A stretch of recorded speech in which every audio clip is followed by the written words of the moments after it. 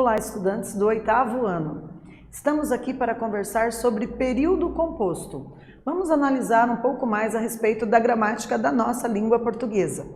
Eu sou a professora Rosa Helena Bueno, estou aqui com o nosso colega, o intérprete que está fazendo a transcrição do meu discurso verbal para a língua de sinais, para a linguagem de sinais, né, Libras, e vamos ver aqui o que são os nossos objetivos para essa aula. Antes de iniciar, parabenizo a todos vocês por estarem aí concentrados, buscando aprender um pouco mais, se apropriar de alguns conceitos, né, e aprimorar os conhecimentos linguísticos, culturais a respeito da nossa língua portuguesa. Parabéns por estarem fazendo as atividades e acompanhando as videoaulas. Vamos começar então?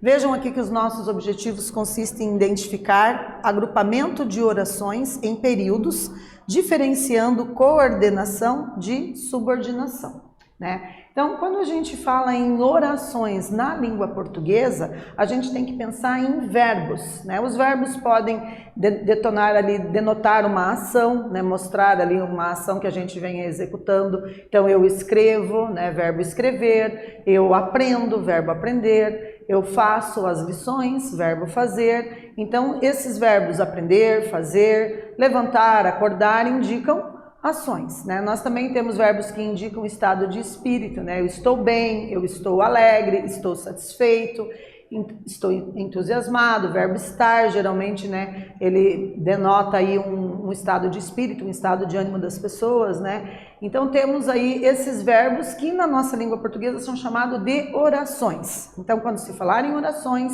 relacionando-se a aspectos gramaticais da língua portuguesa, temos que pensar em verbos, certo? E aí nós vamos ter períodos simples e períodos compostos. O período é simples quando na minha frase tem apenas um verbo, e ele será composto quando tiver dois ou mais verbos, né? Então, simples, uma oração, um verbo. Período composto, duas ou mais orações, dois ou mais verbos. E aí nós vamos tentar entender como que nós podemos denominar, classificar determinados períodos de simples, determinados períodos de compostos, e aí eles podem ser por coordenação ou subordinação. E é um pouco disso que a gente vai tentar entender e aprofundar nessa aula. Então, para começo de conversa, nós trouxemos aqui uma tirinha, né? Vocês sabem que as tirinhas apresentam linguagem verbal, que são as palavras presentes no interior dos balões, e linguagem não verbal, que são as ilustrações, as imagens, o formato dos balões. Tudo isso contribui para que nós possamos fazer aí uma leitura na íntegra, na totalidade da tirinha, né? Associando expressões faciais, gestuais, os elementos da linguagem visual com os elementos da linguagem verbal, que são as palavras. Então vamos analisar aqui comigo, vamos ler o primeiro quadrinho, né? Então o personagem ali é o garotinho, né? Ele chega para a mãe dele, eles estão num contexto ali, provavelmente numa sala, né? Dentro da casa deles, e aí ele pergunta: "Que é isso, mãe?" "Estou fazendo a lista do supermercado. Compra bala e chocolate? Nessa lista só entram produtos de primeira necessidade." "Tudo bem, agora eu finjo que sou o Congresso e faço um monte de emendas." Né? Então, vocês têm ali um diálogo que começa gerando uma expectativa no leitor, né? Será que ele vai conseguir fazer com que a mãe compre bala e chocolate, que é o que ele está solicitando, é o que ele está pedindo? Né? E de repente a mãe já disse que, né, só vai comprar produtos de extrema necessidade, então de repente bala e chocolate não são produtos essenciais de extrema necessidade.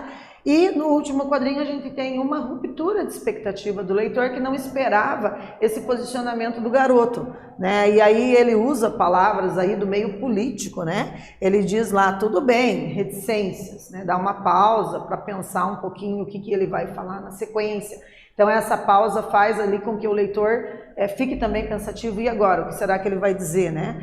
Aí ele diz: "Agora eu finjo que sou o Congresso e faço um monte de emendas." E aí vocês percebem que as palavras Congresso e emendas estão em negrito, né? Então, por que será que ele fez essa colocação, né? Qual a intencionalidade aí, de repente, da pessoa que elaborou essa tirinha em promover um tipo de reflexão, né? Com essas palavras do garoto, que faz essa quebra de expectativa no último quadrinho. Então, de posse dessas informações, vamos para a nossa primeira atividade, né? Na primeira atividade, vocês vão produzir aí umas 2, 3 frases para dar conta de responder ao enunciado, né, que consiste em questionar o que se observa nessa tirinha. Se vocês sentirem a necessidade de conversar com alguém, pesquisar aí o porquê que ele usa a palavra congresso, o que são emendas, né? De repente, se tiver alguém para você fazer essa pergunta aí, fique à vontade. Se estiverem na sala de aula, podem debater com os colegas. Então, um tempo para vocês realizarem aí a primeira atividade. É mais um momento para desenvolver a proficiência na língua escrita. Bora lá, galera!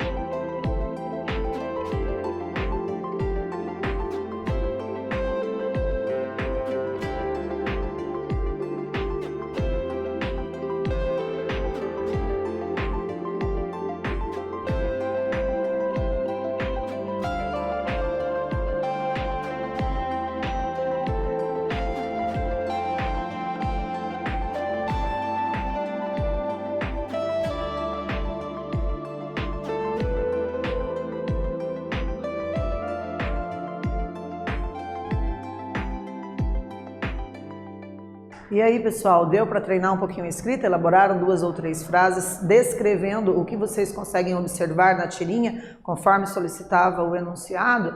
Né? Então, se vocês responderam alguma coisa relacionada ao fato de vocês perceberem que tem a presença de balões, que dentro desses balões nós temos a linguagem verbal, que se constitui das palavras, das perguntas e as respostas, né, que fazem parte ali do diálogo dos personagens, né, estão no caminho certo.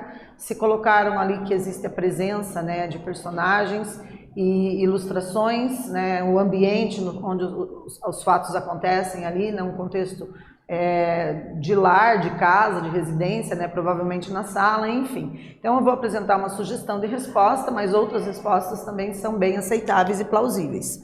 Né? Então, para a pergunta que se observa nessa tirinha, então nós temos aqui uma mulher, está fazendo uma lista de compras, quando o filho se aproxima e pede para acrescentar mais itens à lista. E, como a mãe se nega a fazer isso, o menino, quando ela se afasta, acrescenta os itens que deseja a lista, né? Então, se vocês responderam algo semelhante, com certeza também acertaram, ok?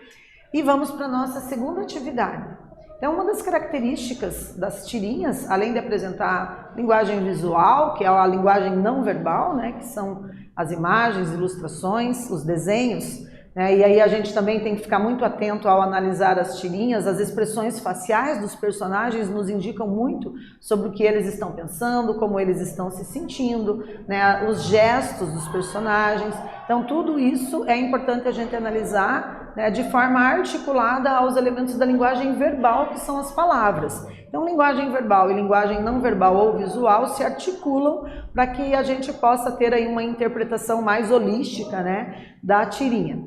Então, agora, para a segunda questão, né, vocês vão responder o que tornou esse texto engraçado, né? Vocês sabem que o humor também é uma característica desse tipo de gênero textual, né? Quando nós estamos analisando as tirinhas, nós estamos analisando um modelo de gênero textual e que, via de regra, tem a presença do humor, ok? Então, mais um tempo para vocês treinarem a proficiência e elaborando 2 ou 3 frases para responder a nossa segunda questão.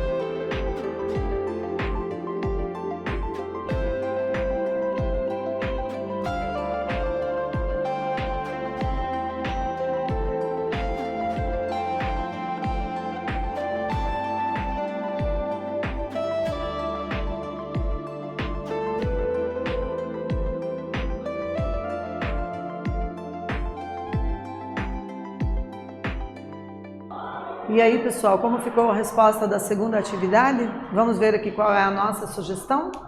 Então, o que tornou esse texto engraçado, né? A gente retomou aqui o último quadrinho, quando há essa ruptura de expectativa no leitor, né? E o garoto responde, tudo bem, agora eu finjo que sou o Congresso e faço um monte de emendas.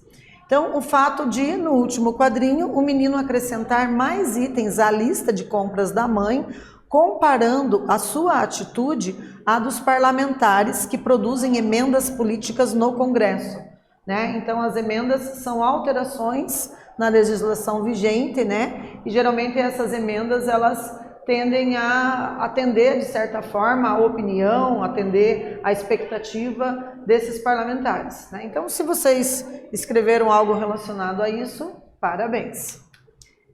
Vamos continuar agora fazendo, né, uma leitura mais aprofundada. Então vamos reler a fala do maluquinho no último quadrinho, né, que ele diz lá: tudo bem, agora eu finjo que sou o Congresso e faço um monte de emendas. A gente viu que Congresso e emendas está em negrito, certo? Observem que tem um ponto de exclamação no final, né? E no início, após o tudo bem, a gente tem as reticências indicando que ele vai dar uma pensada, né, a respeito do que ele vai escrever ali e de que forma que essa fala dele também vai romper com a expectativa do leitor.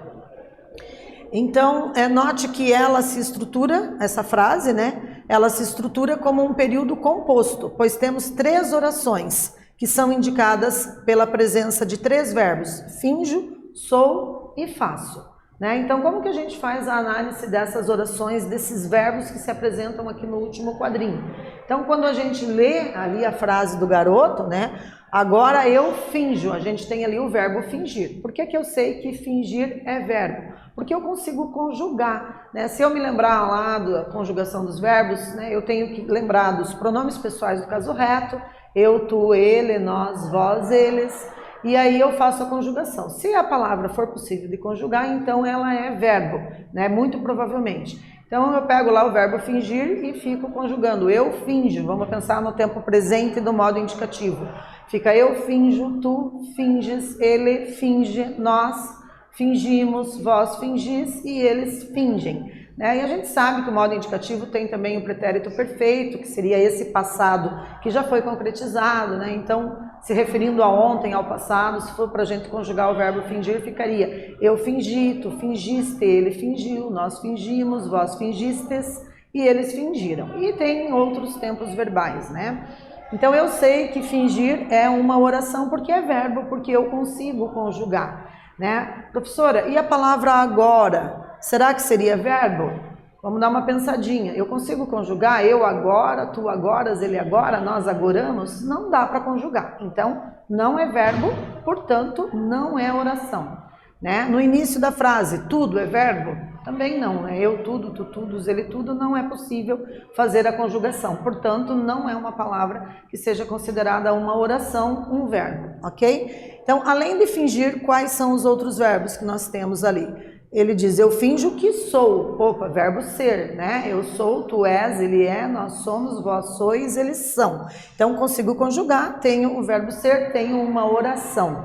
E a gente tem o verbo fazer, né? Ali o eu faço, tu fazes, ele faz, né? Então, temos 3 orações aqui nessa frase, certo? Só para a gente se lembrar bem o que são orações, ok? Que aí agora a gente vai fazer a análise de quando que eu considero o período composto por coordenação ou por subordinação, quando que uma oração se subordina à outra para completar o sentido, né? Ou seja, quando que um verbo na frase está subordinado a um outro verbo para poder complementar o sentido. Então vejam, observem aqui comigo, vamos ler esse slide para ver se a gente compreende essa questão gramatical aqui da nossa língua portuguesa. Então, um período composto por coordenação, ele é formado apenas por orações coordenadas. O que isso significa? Vamos dar um exemplo aqui. França ganha o bimundial, consagra a geração jovem e se firma entre as grandes seleções. Então vejam, primeiro verbo que aparece, primeira oração, o verbo ganhar, né? Quando eu digo França ganha, eu ganho, tu ganhas, a França ganha, ela ganha. Então temos o verbo ganhar. Na sequência, o verbo consagrar, né? E a gente tem o verbo firmar. Eu me firmo, tu te firmas, ele se firma, certo? E como que esses verbos, essas orações estão aqui aparecendo? Uma não se subordina à outra. Percebam que eu não tenho a presença do que, né? Eu tenho a presença do e. Então, ela ganha o bimundial, consagra a geração jovem e se firma. Esse e, ele está fazendo o quê? Ele está coordenando as orações ali, né? Uma não é subordinada à outra, ok? Então, a gente tem ali uma conjunção, né, uma oração coordenada aditiva, o E da ideia de adição de ideias.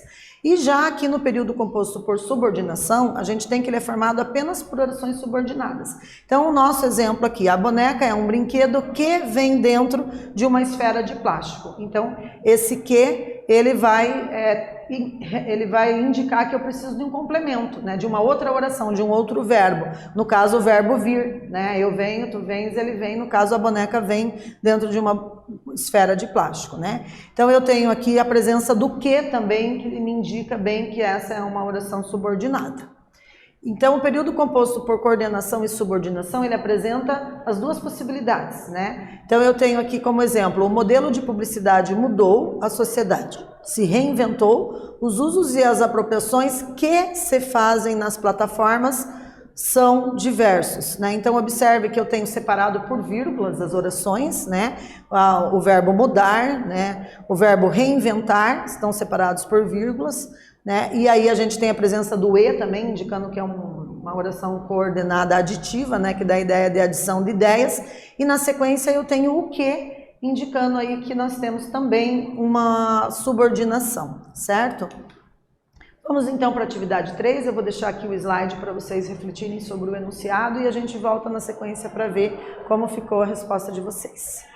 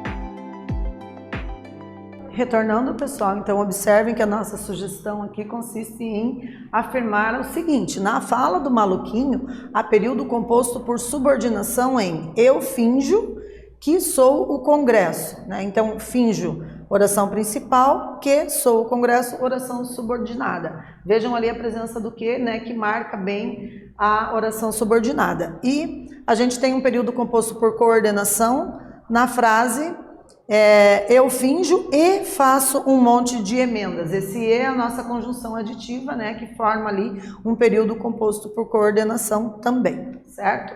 Então, nessa aula, né, nós lemos e interpretamos uma tirinha, identificamos e diferenciamos orações coordenadas e orações subordinadas. Espero que vocês tenham gostado e até breve.